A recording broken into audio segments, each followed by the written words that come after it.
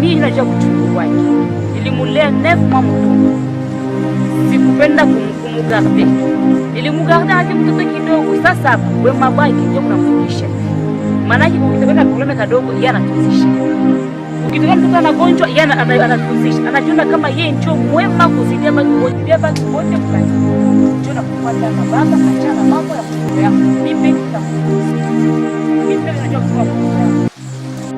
Sema kile chote kile utapenda.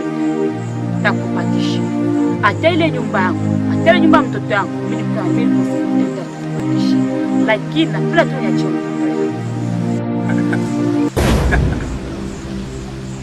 Hauna kitu ya kunilipa mimi.